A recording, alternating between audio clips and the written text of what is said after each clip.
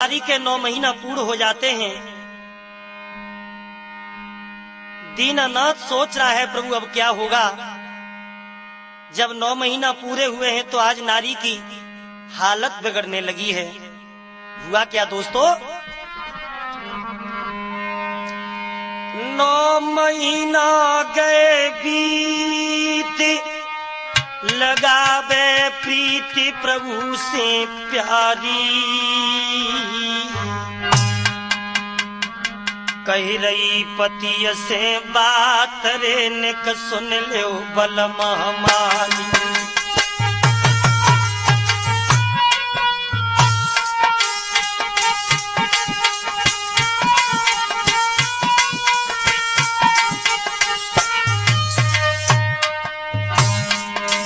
और 9 महीना गए बीती, लगावे प्रीति प्रभु से प्यारी, प्रभु से प्यारी। कही रही पति से बात रे निक सुनियो बलम हमारी।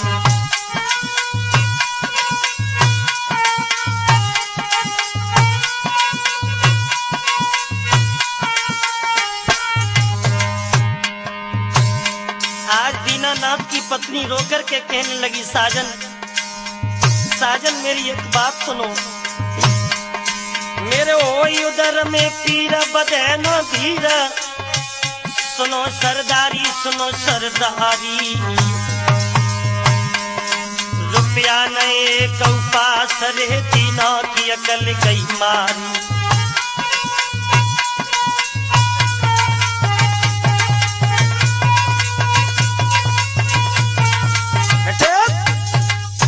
एकदम रोकर के दीनानाथ की पत्नी कहने लगी, साजन मेरे पेट में बहुत तेज दर्द हो रहा है, तुम ऐसा करो डॉक्टर के पास चले जाओ।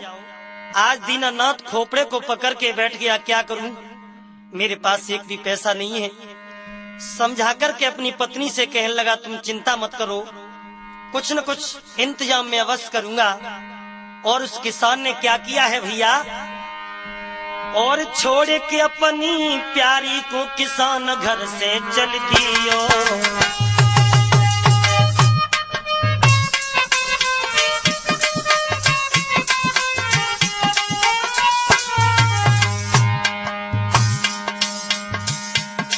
दीनानाथ किसान चल दिया, कहाँ पहुँचा, और छोड़ के अपनी प्यारी को किसान घर से चल दियो।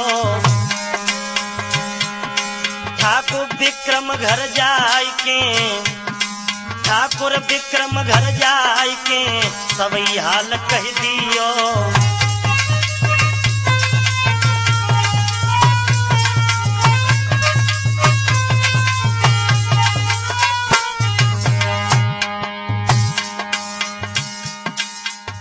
दीनानाथ ठाकुर विक्रम के पास पहुंच गया, कहने लगा, ठाकुर साहब मेरी पत्नी बहुत बीमार है। ठाकुर कहने लगा, दीना क्या कारण है, क्यों आया है। जवाब दिया, मेरी पत्नी बहुत बीमार है, मुझे पैसों की जरूरत है। महाराज के रुपया 10,000 दिए और गिरमी रख लो खेत, जुल्म अब कैसे कर दिए। भैया लेके रुपया हाथ नार के पास में चल दियो। अरविंद लेके रुपया हाथ नार के पास में चल दियो।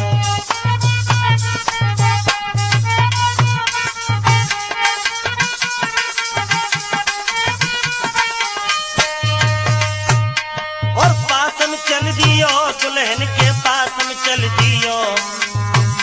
भैया लेके रुपया हाथ नार के।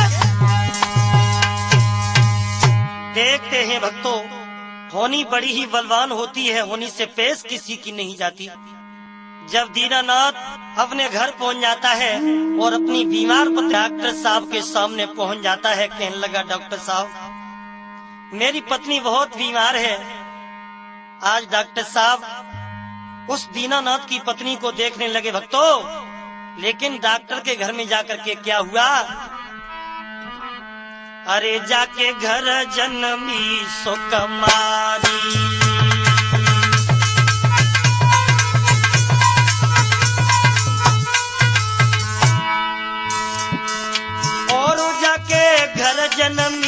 सुकुमारी।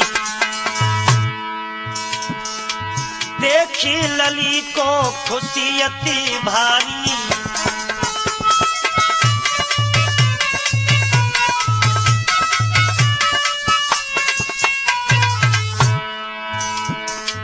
आगे हाल सुनो सरदारी, लली को जाए मरिए में तारी।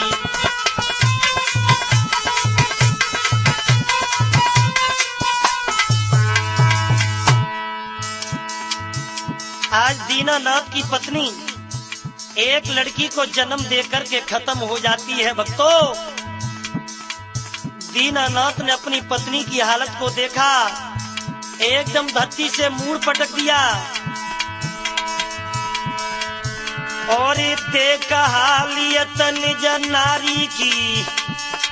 दीनानाथ गौरे घबराई और कौन से पाप करे मैंने ईश्वर, जो मेरी जोड़ी दई बिगाड़ी।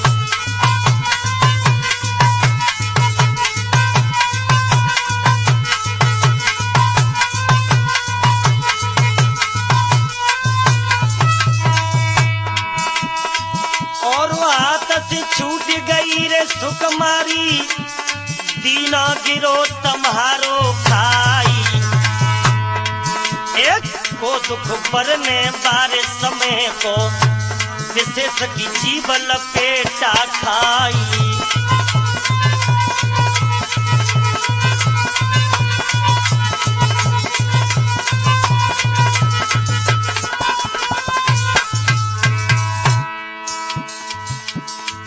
दीनानाथ कहने लगा, प्रभु ये तुमने क्या किया? पत्नी को छीन लिया, मैं कहाँ ले जाऊं, कहाँ ले जाऊं? भैया गोद में ले लई लली, नारी को मरघट लायो है। राधे श्याम गोद में ले लई लली, नारी को मरघट लायो है।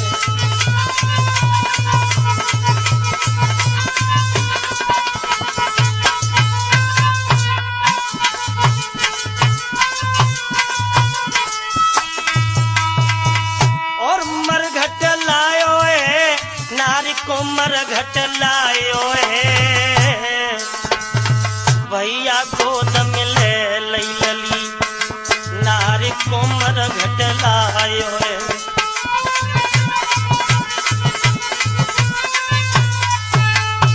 ध्यान रखना दोस्तों, आज दीनानाथ अपनी नन्ही सी बच्ची को गोद में लेकर के विलखता हुआ अपनी पत्नी की लाश को लेकर के मरघट में आ जाता है। उस बाप के दिल पर क्या गुजरेगी जिसकी बीवी एक बच्चे को जन्म देकर के संसार से जुदा हो गई। नौजवान साथियों, आज अपनी प्राण प्यारी की चिता बनाने लगा है और छोटी सी बिटिया को पास में लिटा दिया है दीनानाथ ने। और चिता के पास बैठ करके घुटनों में मुंह दे करके फपक फपक के रोने लगा दीनानाथ। कहने लगा, तुम चली गई, लेकिन इस बच्ची का क्या होगा? तेरे बिन ओ प्यारी, तेरे बिन ओ प्यारी, कुछ ऐसा कर जाता, तेरे बिन ओ प्यारी।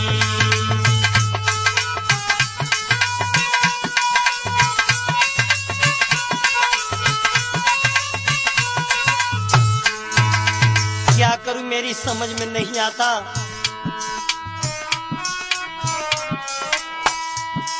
अरे तेरे बिन ओ प्यारी, कुछ ऐसा कर जाता,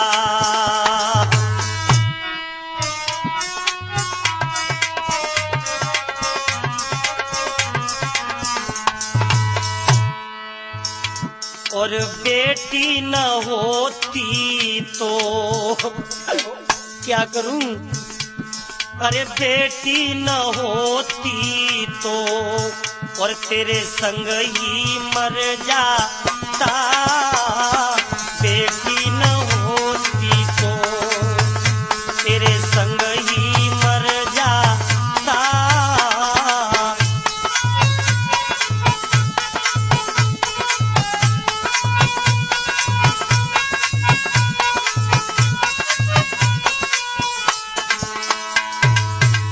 रो करके कहने लगा, भद्रे इस बिटिया का ख्याल मुझे रखना है, नहीं तो मैं तेरे साथ ही मर जाता। तेरे बिना बेटी को कैसे मैं पालूंगा।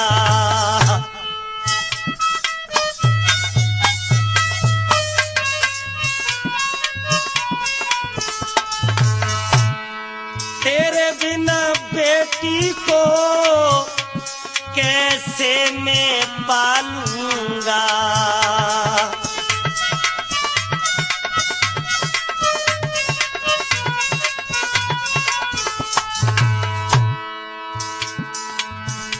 प्रभु देता बख्श जीवन, प्रभु देता बख्श जीवन, तो क्या तुझे हो जाता। प्रभु देता बख्श जीवन।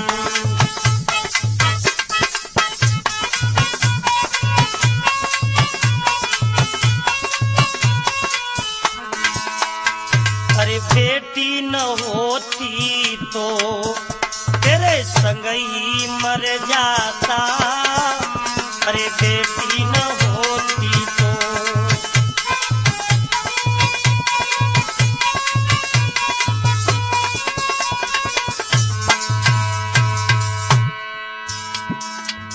प्यारी जरा मुड़ के देख अपने पति को,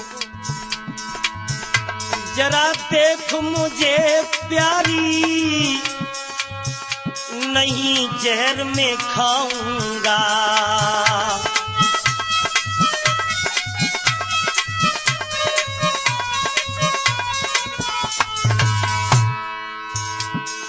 तेरे बिना ओ प्यारी मैं भी मर जाऊंगा।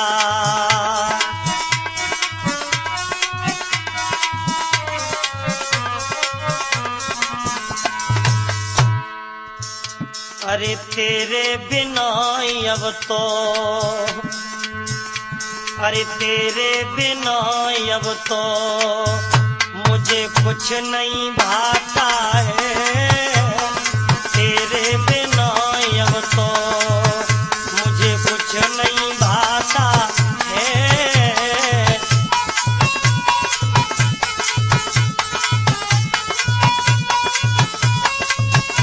अरे बेटी न होती तो तेरे संग ही मर जाता। बेटी न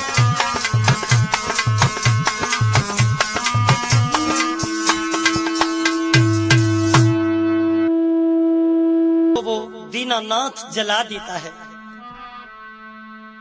सोचने लगा, परमात्मा इस बेटी को मैं कैसे पालूंगा, इसका पालन पोषण कैसे करूंगा। दोस्तों, परमात्मा जैसा करता है वैसा ही बुद्धि देता है। आज दीनानाथ अपनी बेटी को कैसे पालता है। घर में लेके बेटी को और गांव गांव जाता है। घर में लेके बेटी को गांव गांव जाता है। छोड़ता न एक पल भी खुद भीख मांग खाता है। भीख मांग खाता है।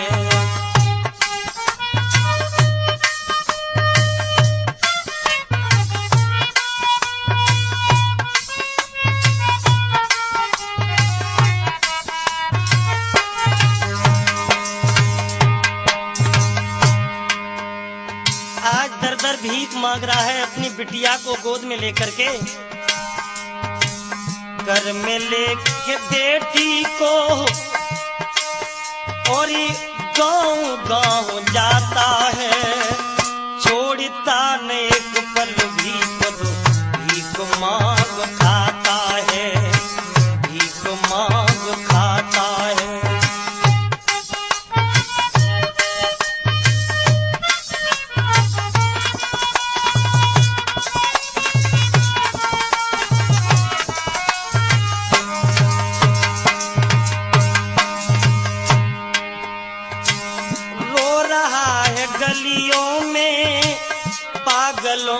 बन करके।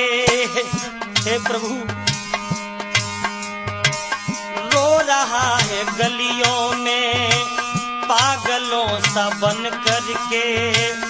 बेटी का पालन करता माँ की तरह प्यार करके।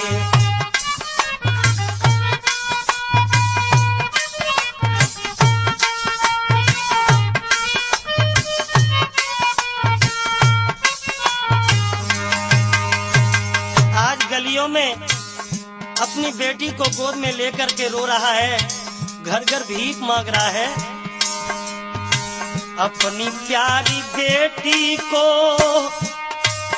वो कहानियां सुनाता है, छोड़ता न एक पल भी खुद भीख मांग खाता है, भीख मांग खाता है।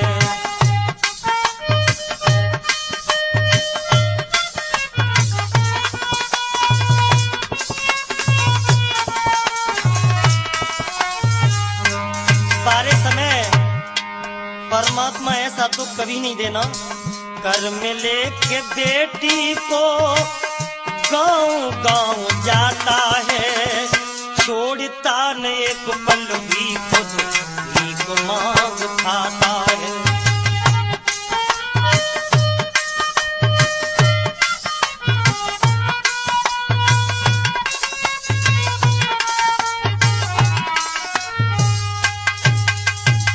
आज अपनी बिटिया सोनू को लेकर के बेचारा दीनानाथ गांव गांव भीख मांगता है, अपनी बेटी को पालता है।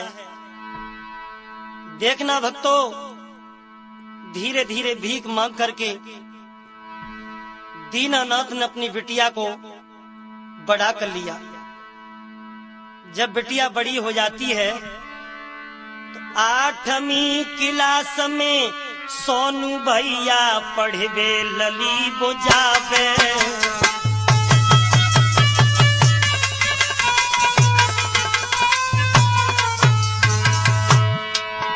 8वीं क्लास में सोनू भैया पढ़वे लली बुझावे।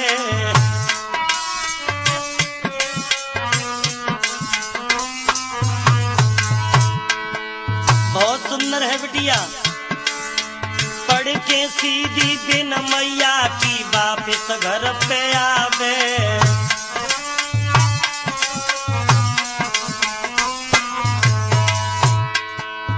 बेचारी पढ़ने के लिए जाती है, बिना मैया की बेटी अपने घर पर आ जाती है। महाराज पिताजी काम पे जाता है और करके दिन भर काम शाम को वापिस आता है। यारो पिता को चिंता लगी, लली मेरी सियानी हुई गई है। भैया पिता को चिंता लगी, लली मेरी सियानी हुई गई है।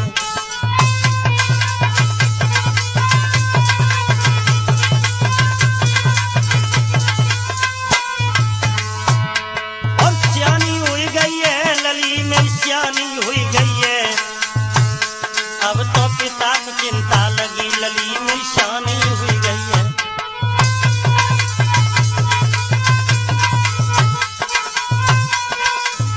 ऐसा ही नहीं दोस्तों,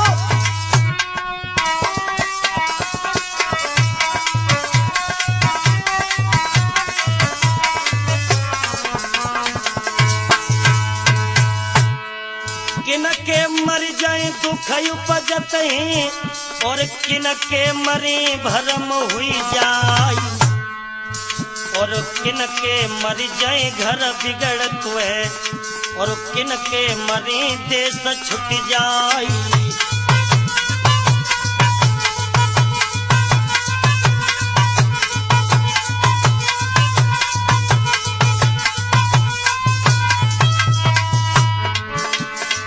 और भैया मर जाए और दुख उपजत है, बबला मरे भरम हुई जाए।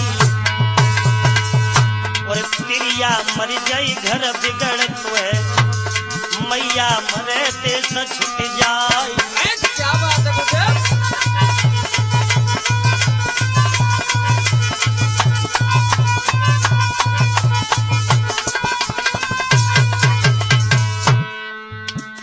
अब तो होनी है बलवान, बुद्धि को चक्कर भारी है। भैया होनी है बलवान, बुद्धि को चक्कर भारी है।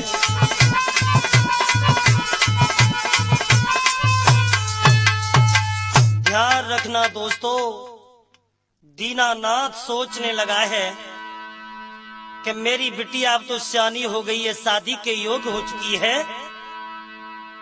ऐसा करें, इसके लिए कोई लड़का ढूंढा जाए। लेकिन विचार करने लगा शादी तो कर दें, लेकिन हमारे पास पैसा भी नहीं है जो बिटिया के पीले हाथ कर दें। ऐसा करते हैं, ठाकुर के पास चलते हैं।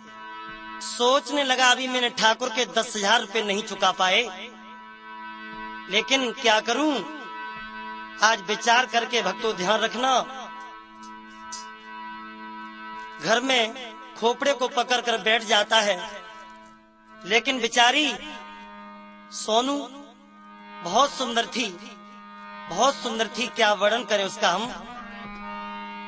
कितनी सुंदर थी। जिस दम चलती थी सोनू और नीचे निगाह डाल के, और बिजली सी गिर जाती थी सोनू की चाल पे।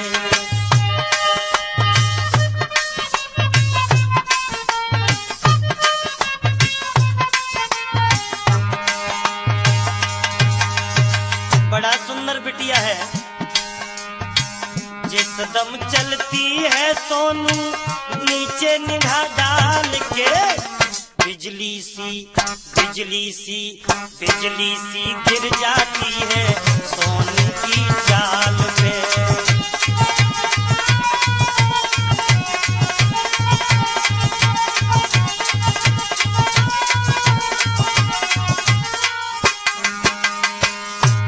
बड़ा सुंदर है बिटिया, नाजुक बदन उम्र की बारी, और चंचल नैन शराबी, दोनों ओठ गुलाबी।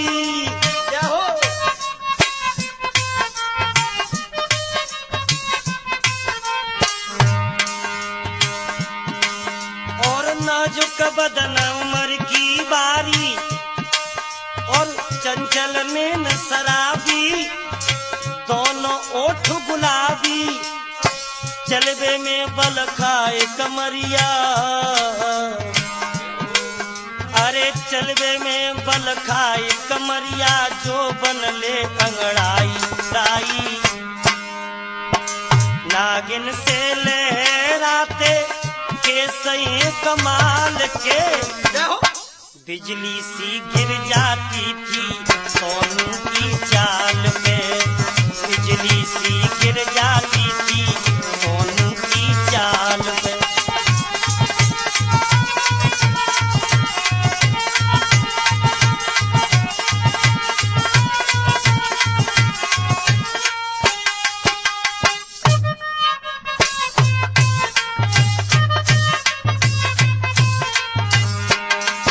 अरे जिस दम चलती थी सोनू नीचे निगाह डाल के, बिजली सी गिर जाती थी सोनू की चाल पे। बिजली सी गिर जाती थी सोनू की चाल पे।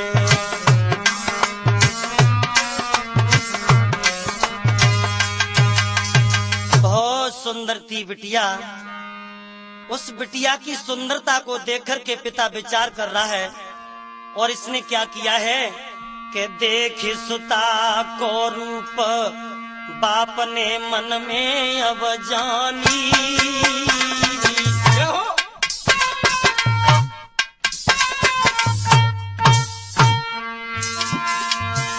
अरे देख सुता कोरे रूप बाप ने मन में अब जानी, और हमको मालूम लली मेरी हुई गई है सियानी।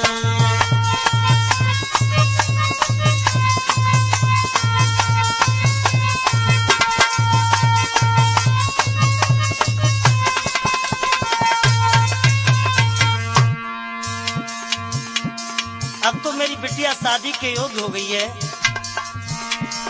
अरे पिता ने देर न कीनी है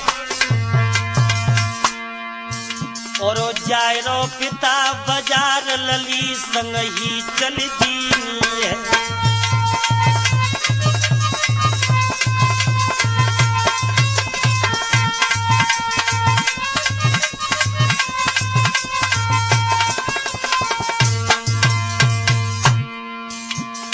दीनानाथ बाजार को चला है तो बिटिया संग जाती है और बाजार करके जिस वक्त लौट रहे हैं गजब हो गया। अरे लौट के जवई आई रहे आगे को सब हालत में ये विशेष बताए रहे।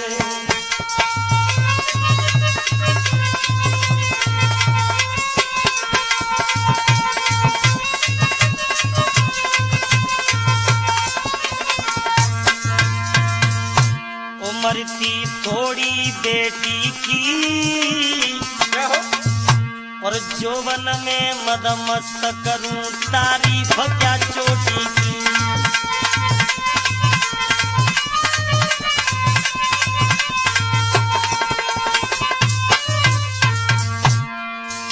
बहुत सुंदर थी बिटिया। आज दीनानाथ अपनी लाड़ों को लेकर के आ रहा है। अरे गैल में ठाकुर पायो है विक्रम सिंह को देख ख्याल हो जाए करज को आयो है। विक्रम सिंह को देख ख्याल हो जाए करज को आयो है।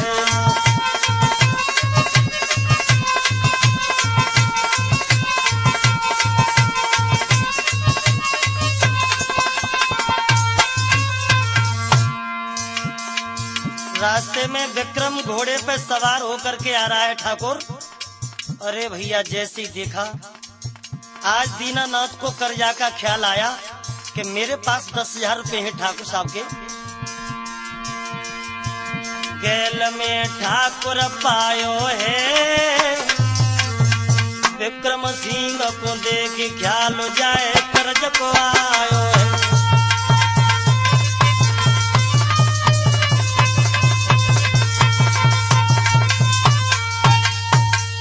देखते ही भक्तों अपनी बेटी को लेकर के दीनानाथ आ रहा था। तब तक रास्ते में ठाकुर विक्रम घोड़े पर सवार होकर के आ रहा था।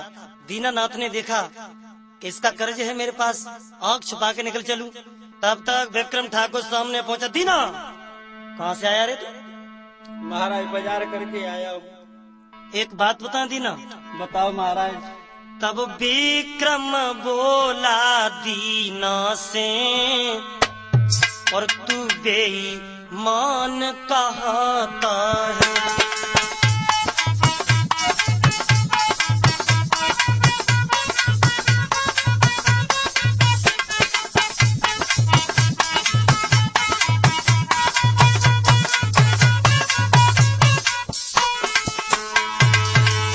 तब विक्रम बोला दीना से क्या हो गया? तू बेईमान कहता है और 10,000 बेईमानी करके बैठा बैठा खाता है।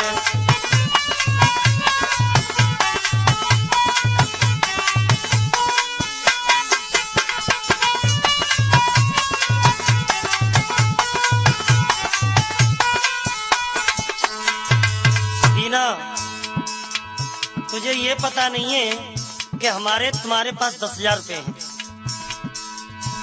और तूने अब तक न ख्याल किया ठाकुर का कर्जदार है तू। अब हाथ जोड़ कर खड़ा हुआ क्यों बनता वफादार है तू।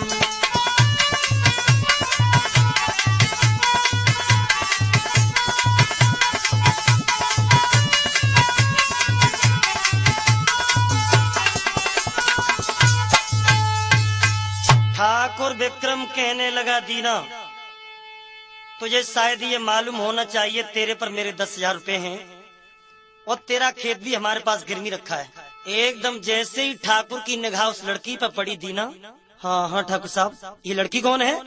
महाराज मेरी बेटी है। तुम्हारी बेटी? हाँ जी महाराज। इतनी सुंदर बेटी हमको नहीं बताया। आज उस कुत्ता की नीयत खराब होने लगी ठाकुर की। हमें क्या पता था दीना तेरी बिटिया इतनी सुंदर है। देख सुता को यंग भई मत भंग दुष्ट ललचावे, लड़की तेरे संग कौन साफ बतलावे।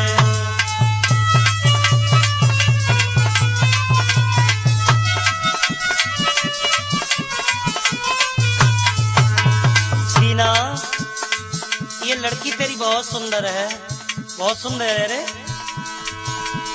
देख सुता को यंग भई मत भंग दुष्ट ललचाव, लड़की तेरे संग कौन साफ बतलावे।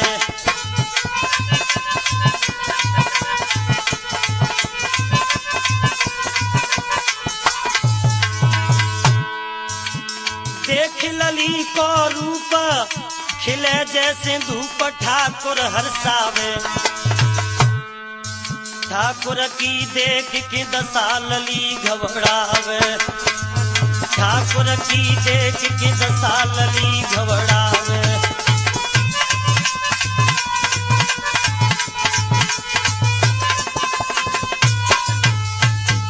ठाकुर विक्रम कहने लगा दीना तुम्हारी बेटिया तो बहुत सुंदर है। एकदम सोनू घबराने लगी, कहने लगी पिताजी कौन है? जवाब दिया बेटी ये ठाकुर साहब हैं, इनका हमारे ऊपर 10,000 रुपए कर्जा है। दीनानाथ की बात सुनकर के वो विक्रम ठाकुर कहने लगा दीना कर्ज की चिंता मत करो, एक काम करेगा रे तू? क्या ठाकुर साहब बोलो? यदि धन दौलत तुम चाहत हो,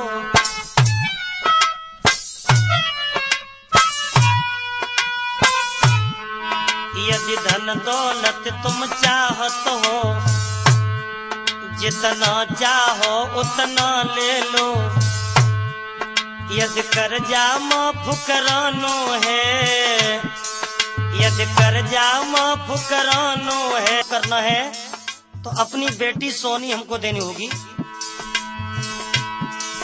इतना सुनकर किसान बोला अनरीति करो तुम कैसी है, चुपचाप रहो मुंह बंद रखो, चुपचाप रहो मुंह बंद रखो, सोनू तेरी बेटी जैसी है।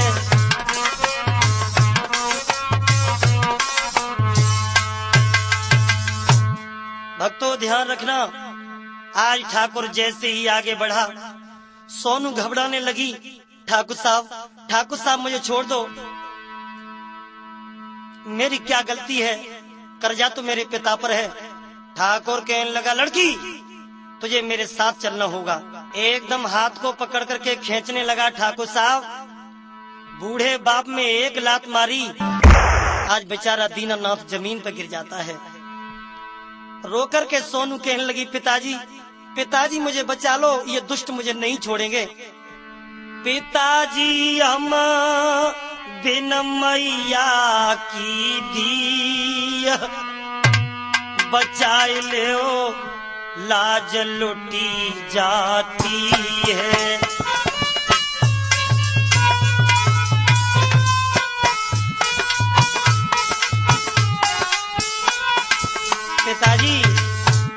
पिताजी हम बिन मैया की दी बचाए ले लाज लुटी जाती है।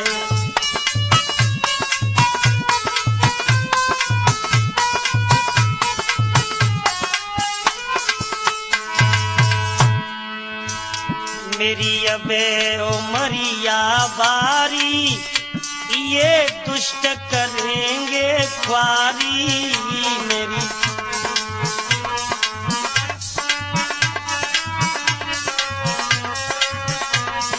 पिताजी ये दुष्ट ठाकुर मुझे नहीं छोड़ेगा, मुझे बचा लो। पिताजी घबरावे मेरो जी, बचाए ले लाज लुटी जाती है।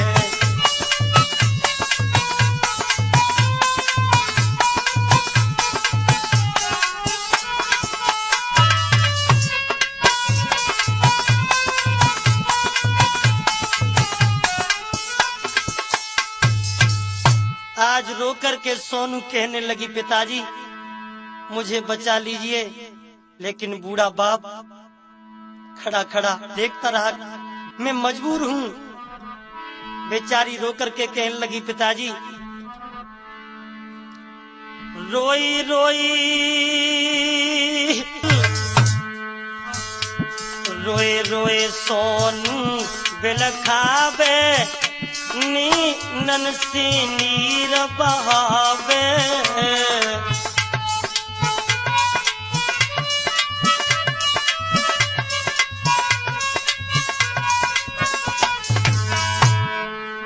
मेरी विनती बारंबार, बाबुलो हमको ले बचाई।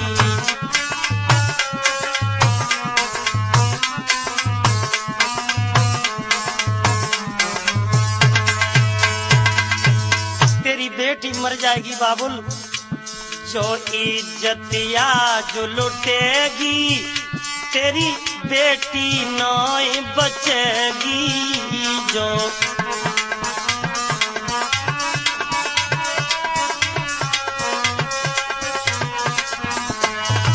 इज्जतिया जो लुटेगी, तेरी लाड़ो नहीं बचेगी। जो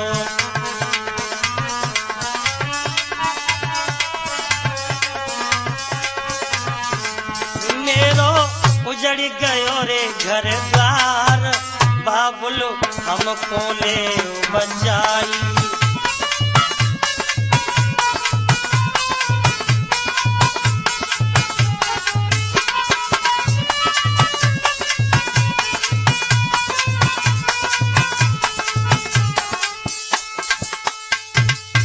आज रो करके हाथ जोड़ करके कहने लगी, पिताजी मुझे बचा लो।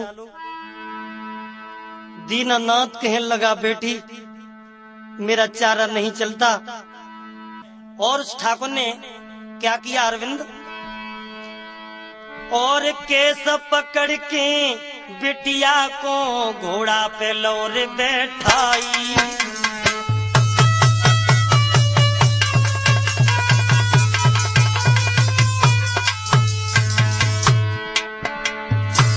हाथा पाई करन लगो, ने कसर मन आई।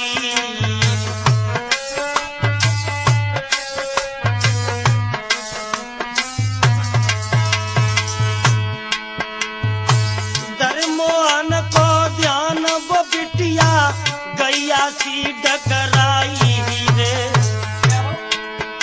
और अरे कन्हैया यशोदा छैया ली जो लाज नहीं किया, और केस पकड़ के घोड़ा पे बैठा लिया। एकदम विक्रम कहने लगा, लड़की चल मेरे साथ। और जैसे ही बिटिया को लेकर के चला है वो ठाकुर, आज चलते वक्त पिता से एक बात कहने लगी, पिताजी मेरी एक बात सुनो। रो करके बेटी बोली, जिस वक्त आए भर के, ले लो पिता नमस्ते, लाड़ों की चलते चलते।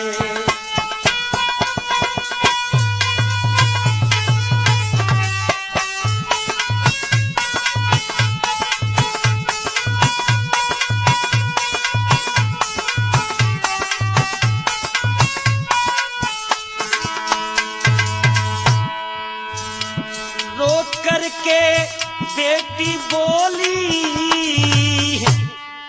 और जिस वक्त आए भर के, और ले लो पिता नमस्ते, लाड़ों की चलते चलते।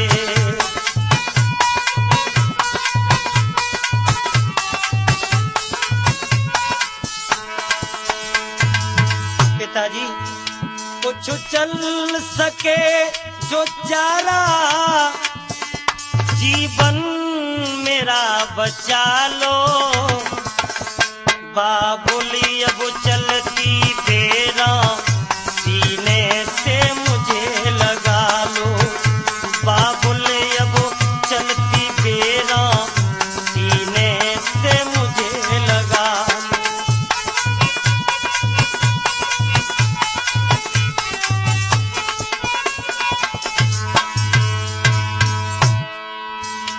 रो गया बापू बेटी का आँखों में आंसू भर के।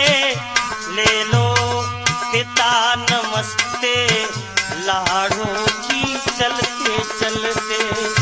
ले लो पिता नमस्ते बिटिया की चलते चलते।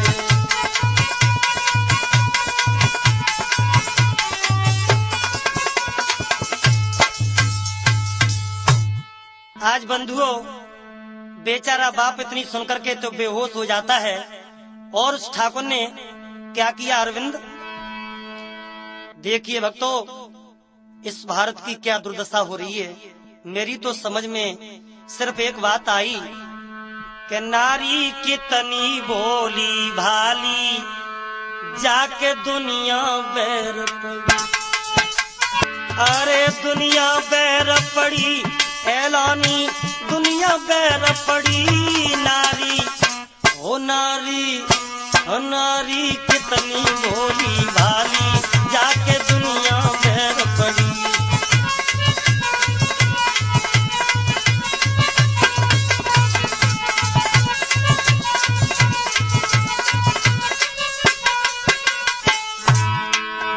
अरे नारी ने सब इंसानन को देखे जन्म बनायो।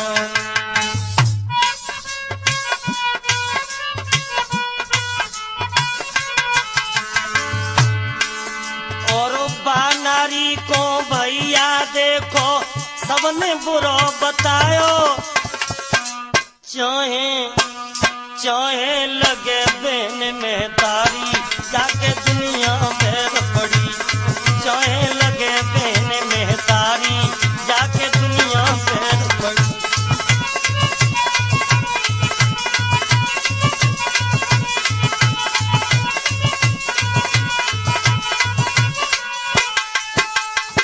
आज भक्तों ठाकुर तो बिटिया को घर ले जाते।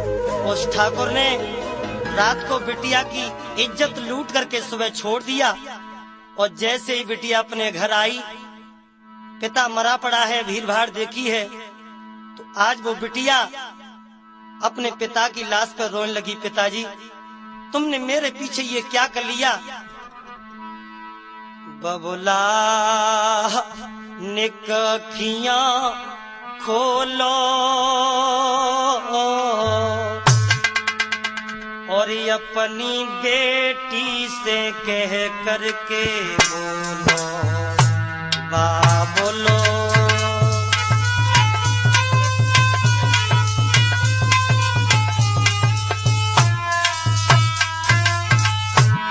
बबुला बबुला ओ बबुला ओ बबुला।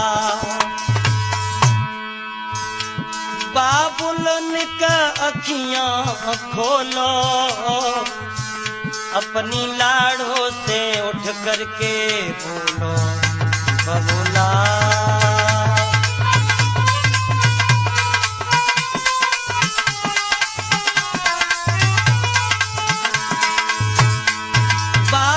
मेरी किस्मती फूटी और ठाकुर ने इज्जती लूटी। बाबुलो मेरी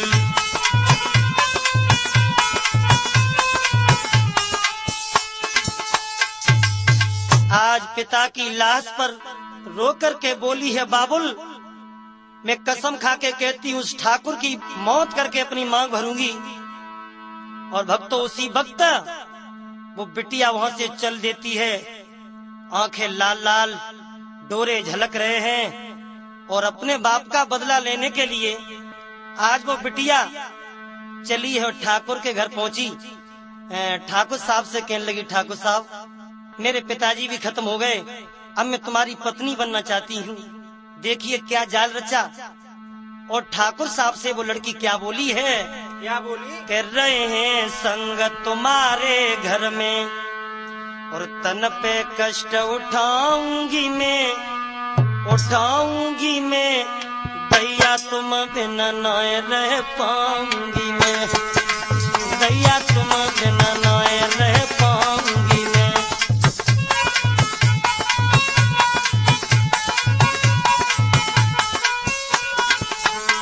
और रहे संग तुम्हारे हम घर में, तन पे कष्ट उठाऊंगी मैं, उठाऊंगी मैं, भैया तुम बिना ना रह पाऊंगी मैं, भैया तुम बिना ना रह पाऊंगी मैं।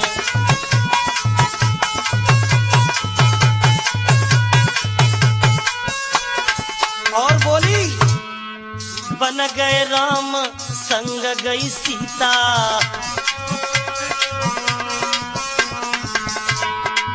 बन गए राम संग गई सीता।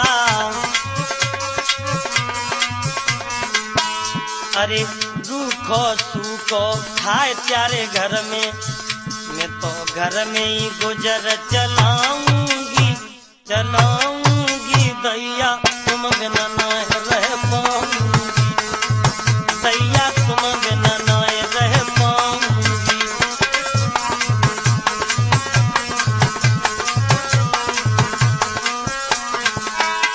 और रहूंगी संग तुम्हारे में घर में और तन पे कष्ट उठाऊंगी मैं, उठाऊंगी मैं, दैया तुम बिना ना रह पाऊंगी मैं।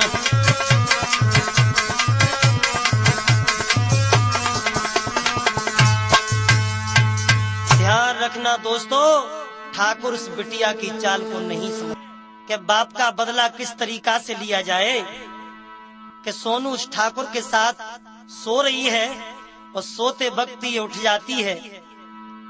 इसने क्या किया है? सोबत पायो ठाकुर को जाने खींच कटारी मारी,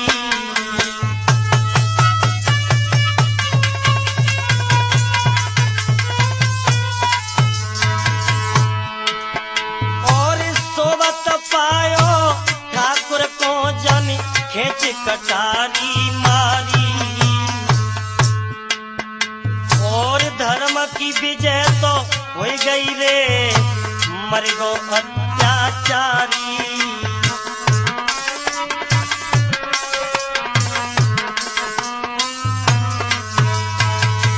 एकदम कटारी लेकर के छाती पे बैठ गई, छाती में कटारी को भोंक दिया। ठाकुर के प्राण पखेर उड़ जाते हैं। महाराज तुरंत ना देर लगाई है, छाती से निकाल के खून तुरंत लई मांग भराई है।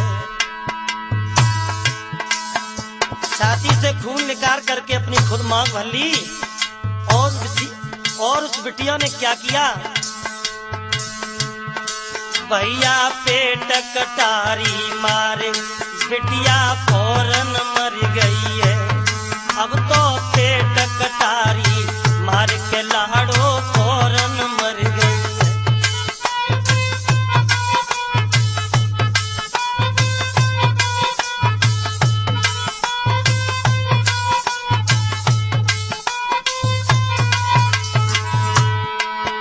और फौरन मर गई है वो बिटिया, तुरंत ही मर गई है। बीरन पेट कटारी